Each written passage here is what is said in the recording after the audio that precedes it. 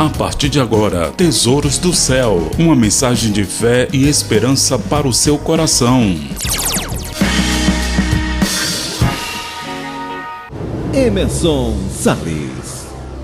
Olá, graça e paz. Nosso estudo de hoje, número 12, tem por tema Cristo, o caminho da vida. A primeira pergunta diz o seguinte: o que declara Jesus de si mesmo? Evangelho de João 14, verso 6 diz: respondeu-lhe Jesus: eu sou o caminho e a verdade e a vida. Ninguém vem ao Pai senão por mim. No estudo anterior, eu falei que neste mundo existem dois caminhos. Um leva para a vida eterna e outro para a morte eterna. E aqui no Evangelho de João 14, verso 6, a gente comprova que Jesus, ele disse que é o caminho, a verdade e a vida. Mas que vida é essa? A vida eterna. Pergunta de número 2. Qual a condição de todos os homens? Gálatas 3, verso 22, na primeira parte, diz assim: mas a Escritura encerrou tudo sobre o pecado. Romanos 3, 23 está escrito: pois todos pecaram e carecem da glória de Deus. A pergunta 3 diz o seguinte: qual é o salário do pecado? Romanos capítulo 6, verso 23, primeira parte diz: porque o salário do pecado é a morte. Quarta pergunta: quantos foram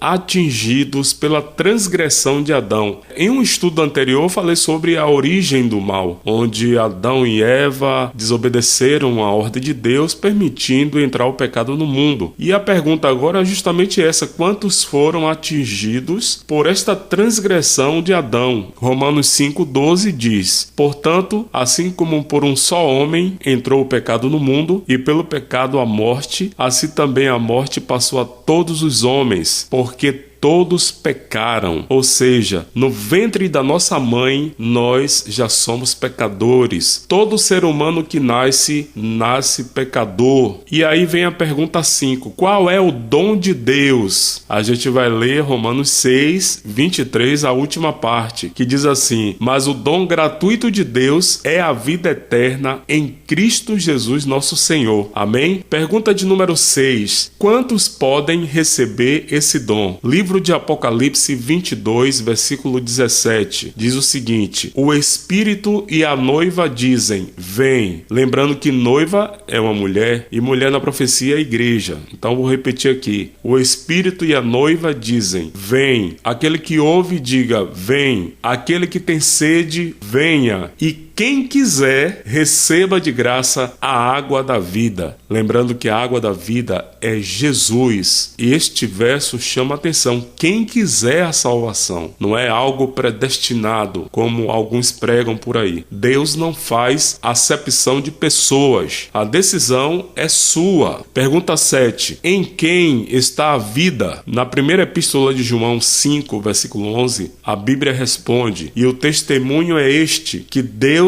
nos deu a vida eterna, e esta vida está no seu Filho. Pergunta número 8. Ao receber o Filho, que temos mediante ele? 1 João 5,12, na primeira parte, diz assim: aquele que tem o Filho tem a vida. Aí vem a pergunta 9. Que perda sofrem os que o não aceitam? Na última parte aí da primeira epístola de João 5,12, diz assim: aquele que não tem o Filho de Deus não tem a vida. É simples. 1 João 5,12. Aquele que tem o Filho tem a vida. Aquele que não tem o Filho de Deus não tem a vida. Nós necessitamos de Jesus, da sua graça, aceitar o sacrifício que ele fez em nosso lugar para termos direito à vida eterna. Pergunta de número 10. De que outro modo é exposta essa mesma verdade? Evangelho de João 3, verso 36 diz: por isso quem crê no Filho tem a vida eterna. O que todavia se mantém rebelde contra o Filho não verá a vida, mas sobre ele permanece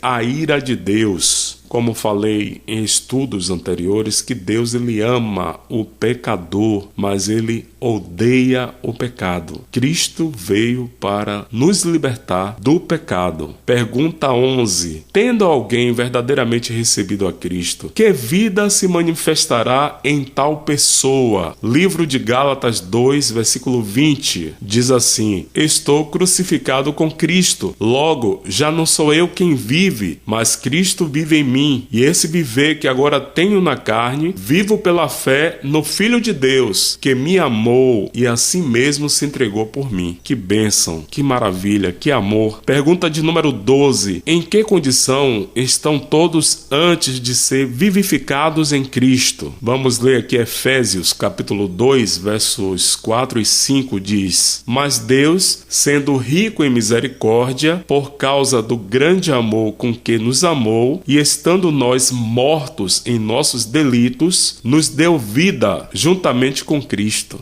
Pergunta de número 13. Como é chamada essa mudança da morte para a vida? Primeira Epístola de Pedro, capítulo 1, verso 23. Pois fostes regenerados, não de semente corruptível, mas de incorruptível, mediante a palavra de Deus, a qual vive e é permanente. Pergunta 14. Quando o homem transgrediu pela primeira vez, que foi feito para evitar que vivesse eternamente em pecado?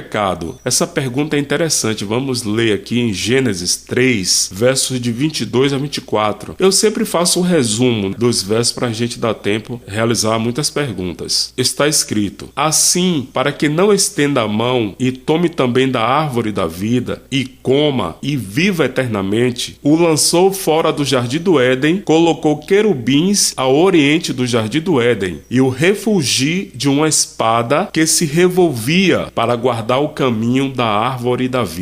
Ou seja, Adão e Eva desobedeceram, entrou o pecado no mundo, mas lá no jardim do Éden estava também a árvore da vida. Se eles comessem do fruto da árvore da vida, eles seriam eternos, mas com pecados, ou seja, o pecado seria eternizado nas pessoas, as pessoas seriam eternas e com pecado, com destruição, mas só que Deus colocou querubins no jardim do Éden para guardar o caminho da árvore da vida. Pergunta 15. Qual se declara ser um dos propósitos da morte de Cristo? Hebreus 2, verso 14 diz: visto, pois, que os filhos têm participação comum de carne e sangue, destes também ele igualmente participou, para que por sua morte destruísse aquele que tem o poder da morte, a saber, o diabo. Mais uma vez, Cristo provando o seu amor, destruindo um plano do diabo, que era levar a todos à morte eterna. Vamos seguir em frente. Pergunta 16. Mediante quem receberá Abraão a herança futura? Nessa passagem de Gênesis 12, verso 7, na primeira parte, Abraão ainda se chamava Abrão. Deus depois mudou o nome dele para Abraão. Mas aqui em Gênesis 12, verso 7, respondendo, diz assim: apareceu o Senhor a Abrão e lhe disse: darei à tua descendência esta terra. Aí a pergunta 17 diz assim: quantos estavam incluídos nas promessas feitas por Deus a Abraão? A gente lê aqui em Atos 3, verso 25, o seguinte: na tua descendência serão abençoadas todas as nações da terra. Ou seja, a bênção lá prometida a Abraão passou a todas as nações da terra. Pergunta 18. A quem se refere a palavra semente, entre aspas, nestas promessas? Gálatas 3, verso 16 diz: ora, as promessas foram feitas a Abraão e ao seu descendente. Não diz e aos descendentes, como se falando de muitos, porém como de um só, e ao teu descendente, que é Cristo. Pergunta 19. Que tornaria debalde, ou seja, sem valor, a morte de Cristo? Gálatas 2, verso 21 diz: pois se a justiça é mediante a lei, segue-se que morreu Cristo em vão. Muitas pessoas, quando são informadas que existe salvação em Cristo, as pessoas costumam dizer o seguinte: eu sou uma pessoa boa, eu dou esmola, eu sou honesto, eu pago minhas contas em dias. Ou seja, salvação pelas obras. Não existe existe salvação pelas obras. É como diz o tema do nosso estudo: Cristo é o caminho da vida eterna.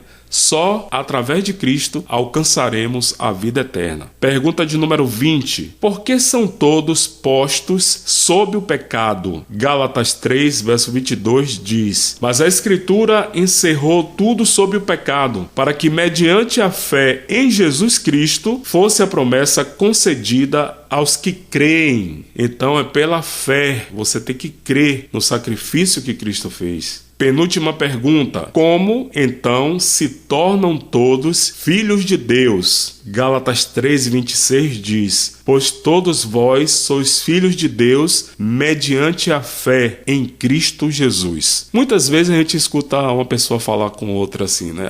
Deixa um pouquinho para mim aí que eu também sou filho de Deus. Veja bem, quando Adão e Eva foram criados, eles foram criados conforme a imagem de Deus, o caráter de Deus, sem pecado, mas eles decidiram desobedecer. Entrou o pecado no mundo. Então, essa desobediência, o pecado, causa uma separação entre o homem e Deus. Nós só podemos ser considerados filhos de Deus se de fato aceitarmos a Cristo como Salvador. Aí passamos a ser filhos adotivos. Mais para frente eu vou falar sobre esse assunto. A pessoa que não aceita a Cristo como Salvador é apenas uma criatura de Deus. Ou seja, eu sou uma criatura de Deus. Você é uma criatura de Deus. Se eu não aceitar na minha vida Jesus como meu Salvador, eu serei apenas uma criatura de Deus. Não serei filho de Deus porque eu estou rejeitando a salvação em Cristo. Mas a partir do momento que eu aceitá-lo como meu Salvador, como meu Senhor, eu passo a ser considerado filho de Deus. Isso é uma obra do Espírito Santo. Veremos em outro tema. Última pergunta, de número 22. Juntamente com quem são herdeiros os filhos de Deus? Romanos capítulo 8, versículo 17, na primeira parte, diz assim: Ora, se somos filhos, somos também herdeiros, herdeiros de Deus e co-herdeiros com Cristo. Que bênção, você ser herdeiro do reino dos céus. Agora, tudo depende da sua decisão, de que lado você vai estar. Do lado, o caminho da salvação, que é Cristo, ou a rejeição que leva à morte eterna. O ser humano tem esse livre arbítrio para decidir, mas o desejo de Deus é salvar a todos. No próximo estudo, falaremos sobre salvação somente por Cristo. Não perca, que Deus te abençoe.